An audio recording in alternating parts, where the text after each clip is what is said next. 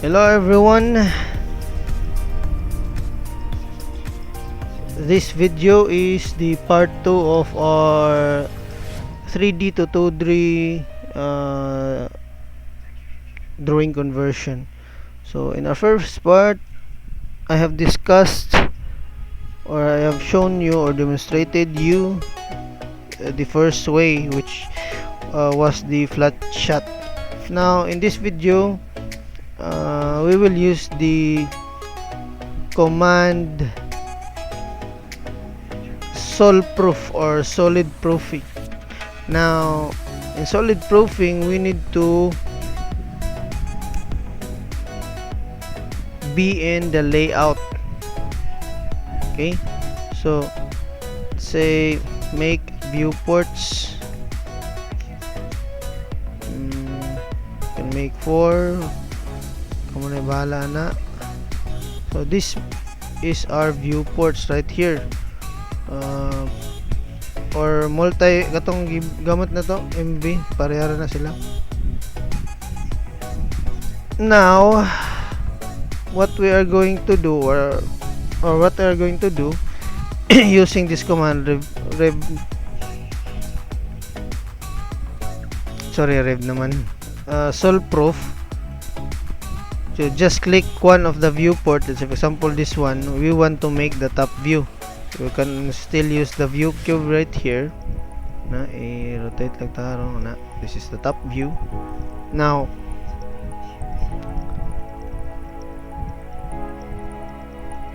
and then this one, let's say let's set this one as the front view.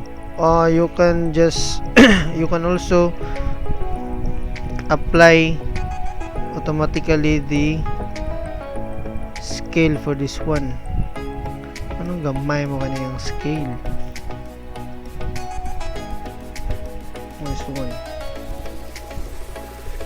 Oo, naka centimeter man ko. 1:10 lang naka. Sorry. 10:1 rather. 10:1. Okay.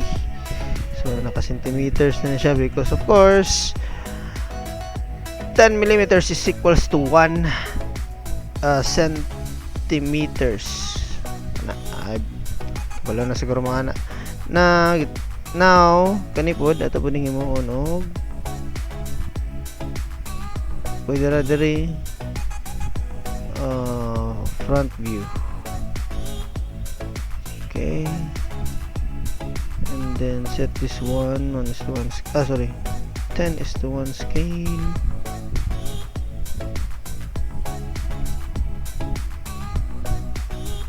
By the way, take note of this, gi-10:1 na ako because wala na ako na set up ang kaniha. If you will use the Oslo template or katong template na to gamit na to, automatically nakaset naman to into centimeters. So if you will use the 1:1, of course automatically mo na gina 1:1 centimeters na gina. Okay, so as you can see right here, if I click this one, kana sila tanan maklik because usara na sila but in different views. Okay, next kani, let's say for example kani retain na ni siya dira. This one is the right side view.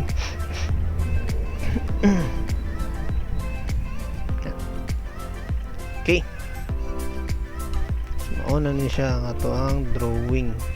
Now what we are going to do, dili man ni siya na atong standard. Of course you will be seeing the sample that I will be giving to you, so you must follow the format of that sample.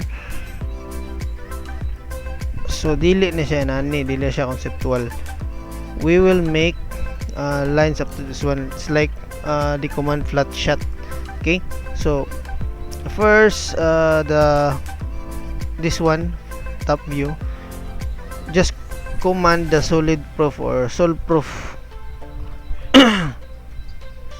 Solproof. Now click this object and then enter.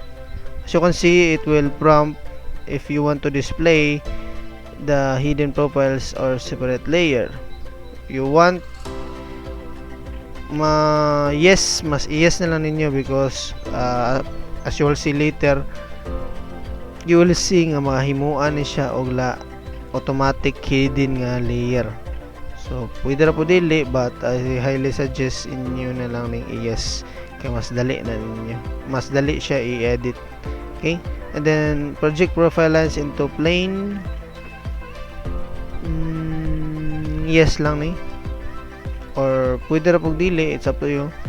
Into plane meaning, let's say for example kani top view, naagid siya sa top view, makita ninyo. I will explain this one later. I-know lang na nato siya on the next view that I will be making. Okay, so yes, and then delete tangential edges. This is the same on the previous video that I have made, the flat shot. So yes lang na siya. Now naa ta diri. As you can see, dili na ninyo mabantayan because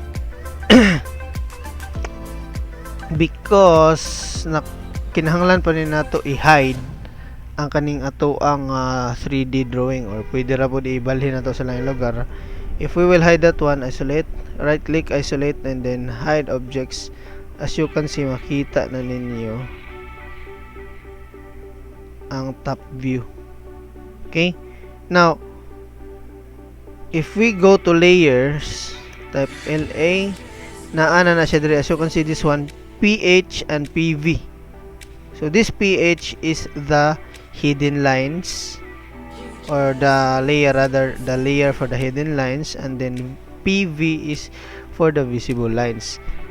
No, wala pa man na siya na set up. So if we set that one, the into hidden,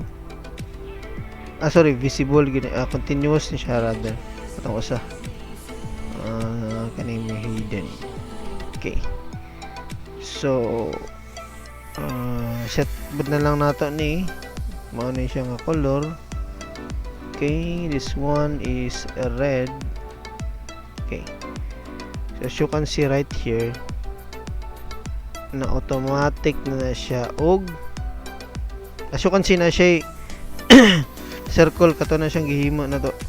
Gani delete na ninyo itong gihimo na to nga circle. So as you can see, mao na ni siya ang top view.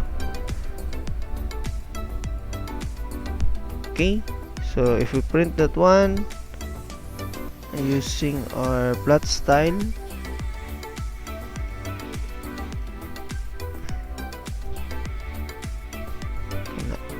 or wala pa siya na-apply, sorry. Alphabet of lines, ano mo siya na-apply?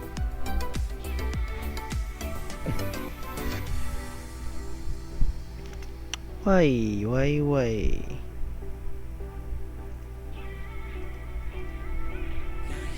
Black naman da.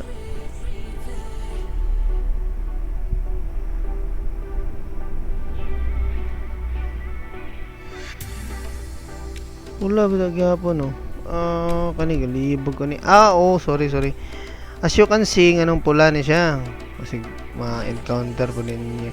It's because we have not set this visual style into 2D wireframe. So don't forget to do that. Kay of course 2D naman yatang gimo, we must use the 2D wireframe. So if we print that again, preview, okay na siya.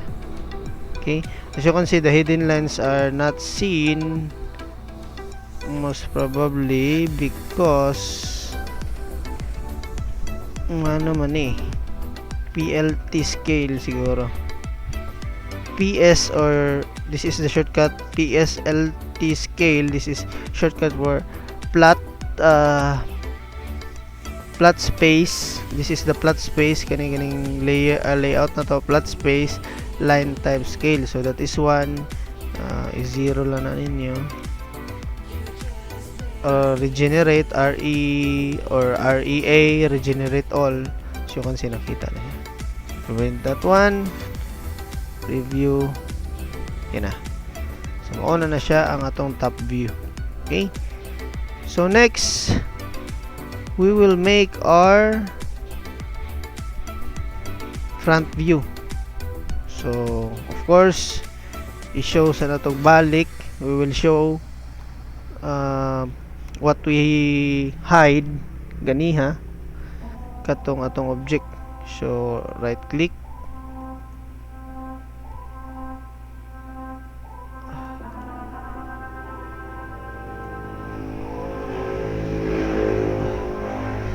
isolate, then end isolation. So gawa siya balik. Okay, so kani ato na puning buhaton. We will make this one the same process ra gyapon sa top view nato. So solve proof, enter, click this object, display hidden, yes. Kani akong gingon profile lines into a plane.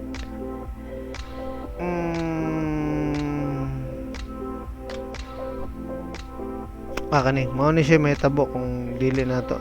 Pakita na lang tabo. Delete tangential edges, no. Wala gis, no gani no niya. And then hide it again.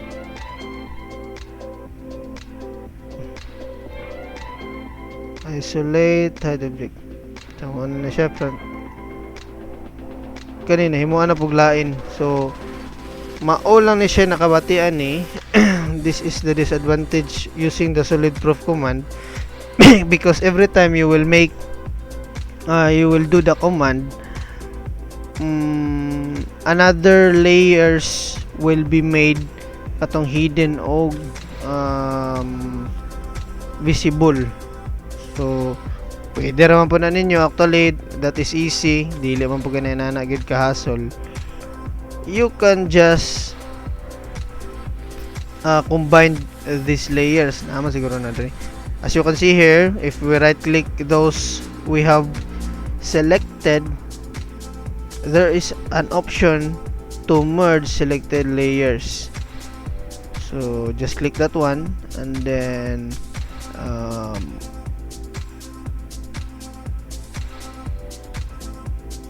dili day usa, depende kung duha ka book ninyo. Hala, for example, we merge this PH1108 into 2PH1104. So merge selected layers to kani, then okay, the selected layers will be merged into layer, yes. So as you can see, wala na tong layers nga 1108 PH1108.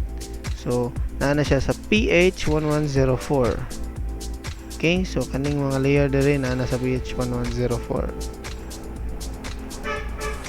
As you can see here, mao ni siya ang giingon ako ninyo ganiha nga if we will not place it on a plane. So kani, as you can see this, ara ko sa front view, you have seen here katong porma gyud sa atong front view, the form or the view of the, of course, the front view. Now if we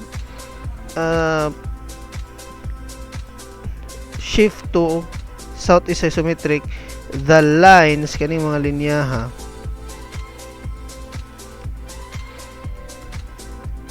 na porma na sila because inaana na sila, nagbulag sila. Orbit na ka. I will use the orbit command. Oops. Or kanina lang siguro pwede na. So kana nagbulag sila ni, wala sila in the same plane, not like this top view nga na siya sa usa ka plane. Okay? So that's the difference gyud na nila. Okay. Ana. So kung himo na natog balik, I will delete this one. I highly suggest with mas maayo gid nga inyo na lang ibutang sa plane, or sorry, hide man dito. Isolate and isolation. So solve proof. Select this one and then yes, yes, no. So again, hide this one, or kana kung di ninyo lang, pwede nyo delete or i-move lang ninyo kung asa nyo gusto i-move, o mahuman na mo sa tanan. And then, asa na ito? Isolate hide object. Okay. So, if we go to model, as you can see, kana, mana na yung forma. Okay? So, kani hidden pa na siya. Ilisan pa na niya sa layer. So, ilis na ito sa layer, kani PH8. Of course, the same ragyapon. So, nang iwat ito ganiya, automatically, it will become hidden light. Okay. So, I guess, that's all you need to know about this command. 15 minutes. If there are any questions, please don't hesitate to ask.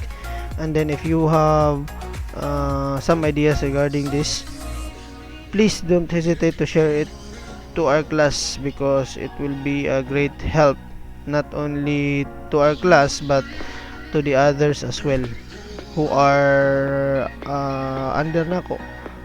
Bisan pag dili under nako, of course, there are times nga mag-discuss me mga instructors, and then kana na may mga makatunan, then we shared na sa among co-instructors, so makaton pa ng ilang mga estudyante.